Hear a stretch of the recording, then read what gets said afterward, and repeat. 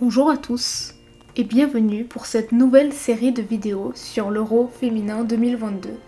Et on va commencer par le berceau du football, le pays hôte de cette compétition, l'Angleterre. Alors, leur statut de pays hôte les qualifie d'office pour le tournoi, mais on peut quand même jeter un coup d'œil à leurs résultats durant le tournoi de qualification pour la Coupe du Monde 2023, et on ne peut que constater leur dominance, 68 buts marqués et 0 encaissés en 8 matchs joués, 10-0 contre la Macédonie du Nord, 20-0 même contre la Lettonie. Seule l'Autriche réussira à maintenir un score honorable, 1-0. Il est également intéressant de noter leur performance durant l'Arnold Clark Cup, un tournoi amical qui s'est déroulé en février dernier, opposant l'Angleterre à 3 équipes du top 10 mondial. Elles font donc match nul 1-1 contre le Canada, championne olympique en titre, 0-0 contre l'Espagne, l'étoile montante de l'Europe, et 3-1 contre l'Allemagne, ce qui leur permettra de gagner la compétition. On remarquera quand même une légère difficulté à marquer des buts durant ce tournoi. Une image parlante, c'est que c'est une défenseuse centrale, Millie Bright, qui terminera comme la meilleure buteuse de son équipe avec 2 réalisations. Aujourd'hui, malgré 2 finales disputées, l'Angleterre attend toujours son premier titre européen. Leur performance au sein de la compétition reste mitigée. On compte donc 2 finales en 1984 et en 2009, 3 demi-finales dont la dernière édition en 2017 mais aussi en 87 et en 95. Pour le reste, ce sont des performances moins glorieuses, éliminées en phase de groupe ou même pas qualifiées. Mais en 2022, it's coming home. Elles seront à la maison, ce sera donc le parfait moment pour marquer l'histoire. Ce qui est sûr par contre, c'est que dans cette équipe, ce n'est pas le talent qui manque. À commencer par l'entraîneur Sarina Wiegman qui tient ce poste depuis août 2021.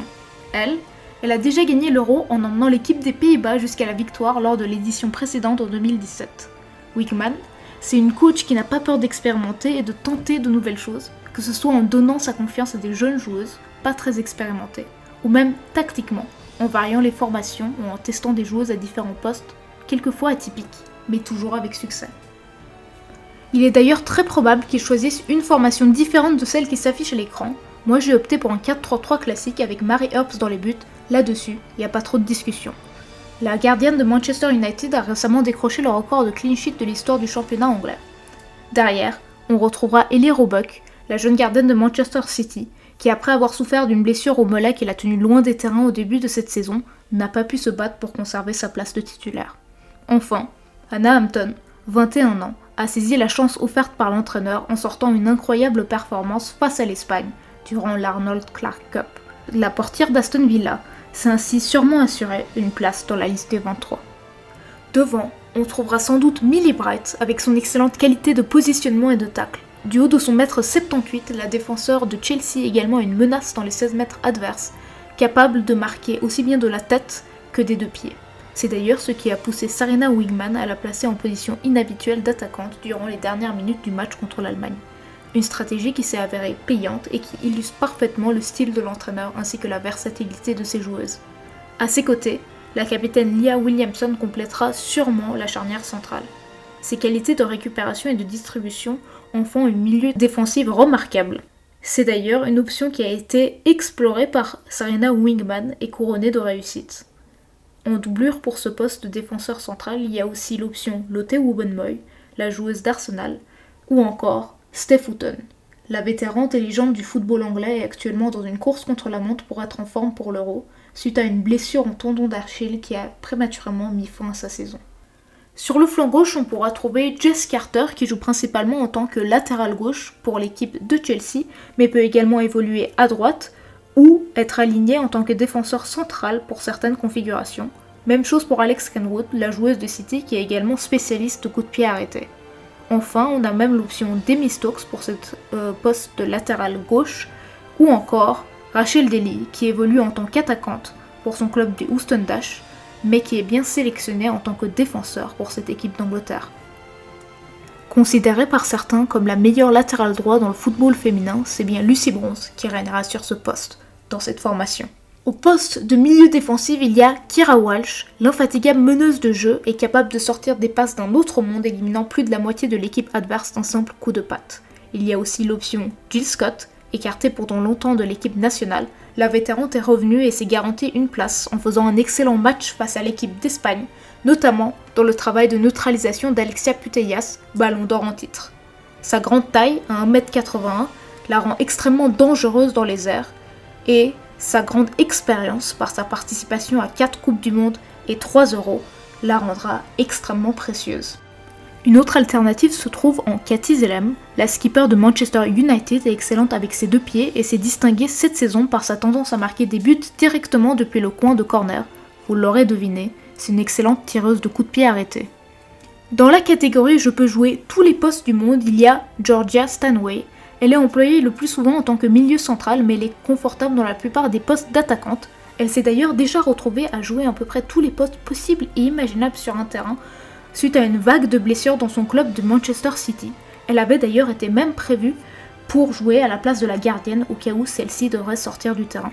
Ses tirs du pied droit sont de véritables fusées, ce qui lui a valu de remporter plusieurs fois le prix du plus beau but du mois dans le championnat anglais. Aux côtés de Stanway, il y a la jeune Ella Toone qui, à 22 ans, est devenue la meilleure buteuse de l'histoire de Manchester United. Pour l'équipe d'Angleterre, elle compte 9 buts et 4 assists en 8 matchs durant le tournoi qualificatif pour la Coupe du Monde 2023. Sur la liste des milieux de terrain, il y a aussi Jordan Nobbs, une milieu centrale qui marque des buts, et pas des moches. Elle est malheureusement dans une suite malchanceuse de blessures au niveau timing. Déjà en Coupe du Monde 2015, elle ne peut pas jouer plus d'un match pour cause de blessures. En 2018, elle est dans la forme de sa vie ayant marqué 9 buts et 8 matchs pour Arsenal quand elle se fait les croisés en novembre, ce qui l'empêchera de participer à la Coupe du Monde 2019.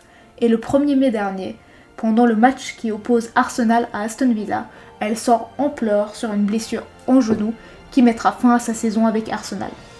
Mais apparemment, sa blessure ne serait pas aussi grave qu'il n'y paraît, donc l'espoir persiste de la voir retourner en forme pour l'Euro. On espère en tout cas de tout cœur que ce sera le cas. C'est une situation un peu similaire pour Fran Kirby.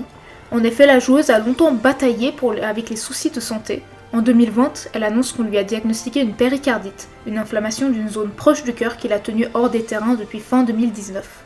Cette maladie aurait potentiellement pu mettre fin à sa carrière, mais elle revient très très fort en 2021 puisqu'elle va figurer dans le top 10 des meilleures joueuses au monde cette année-là. Avec 54 buts, elle est aujourd'hui la meilleure buteuse de l'histoire de son club, Chelsea. Mais en 2022, elle annonce qu'elle sera de nouveau out pour une durée indéterminée en raison d'un nouveau souci de santé. Actuellement, il est impossible de savoir si un retour pour l'Euro serait possible. Le cas échéant, ce sera un grand nom du football qui sera absent. On passe maintenant aux attaquantes et sur l'aile gauche, il y a Lauren Hemp. Elle fait sûrement partie des jeunes talents les plus passionnantes à regarder. À 21 ans, elle est capable de détruire n'importe quelle défense, que ce soit par sa vitesse ou par sa qualité de dribble. Cette saison à City, elle a marqué 13 buts, accompagnée de 6 passes décisives, toutes compétitions confondues. Ces statistiques ne sont pas moindres pour l'équipe d'Angleterre, puisqu'elle compte 6 buts et a offert 6 passes décisives dans le tournoi qualificatif pour la Coupe du Monde 2023. Du côté droit, il y a Beth Mead, qui sort d'une saison en feu avec Arsenal avec 11 buts marqués et 8 assists en 21 matchs de championnat. Durant la saison 2018 et 2019, elle décroche le record du plus grand nombre de passes décisives offertes en une saison, avec 12 réalisations. Également en forme dans l'équipe d'Angleterre, elle a enchaîné les triplés dans le tournoi de qualification à la Coupe du Monde 2023. À la pointe de cette attaque, on retrouvera sans aucun doute Ellen White. Malgré une saison moyenne à City, seulement 3 buts et 4 passes décisives en championnat, elle ne semble pas du tout déclinée en équipe nationale puisqu'elle a marqué 10 buts en 8 matchs cette saison, devenant au passage la meilleure buteuse de l'histoire de l'équipe d'Angleterre avec 54 buts en 105 apparitions. Sur le banc, il y a aussi du monde, à commencer par Nikita Parris. Bien qu'elle soit dans une mauvaise passe un peu en ce moment, à manque de temps de jeu à Arsenal, il ne faut pas oublier que de 2018 à 2020, elle était la recordman du plus grand nombre de buts marqués dans le championnat anglais. Elle a ensuite été dépassée par une certaine Viviane Miedema et qu'en 2020, elle remporte la Champions League avec l'Olympique lyonnais. C'est donc une attaquante très capable. Elle est peut-être pas dans la meilleure forme de sa vie, mais il n'est pas impossible qu'elle revienne très très fort durant cet Euro.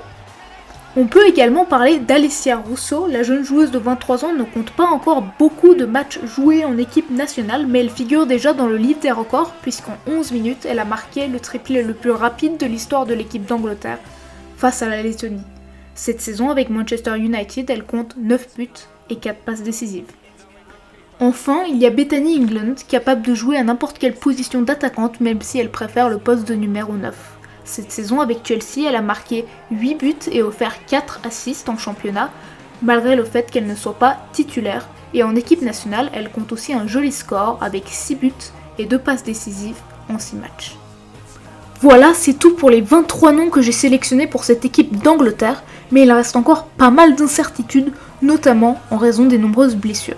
Je vais donc ajouter pêle-mêle quelques noms supplémentaires pour chaque poste pour faire face à toutes les éventualités. En tant que défenseur, il y a les possibilités de Niamh Charles de Chelsea et Gabriel George d'Everton. Lucy Staniford de Manchester United pourrait être appelée en tant que milieu. Et il est possible qu'on retrouve Chloé Kelly de Manchester City et Ebony Salmon du Racing Louisville en tant qu'attaquante. Quoi qu'il en soit, il y a de quoi faire de très belles choses, et en tout cas, les Anglaises vont rentrer dans cette compétition en tant que favorites. Il est attendu qu'elles terminent première de leur groupe qu'elles partagent avec la Norvège, l'Autriche et l'Irlande du Nord. Ce qui est sûr, c'est que cette équipe d'Angleterre va jouer à la maison, poussée par tout un peuple pour décrocher leur premier titre européen à Wembley. C'est le tableau de contes de fées, il ne manque que le trophée.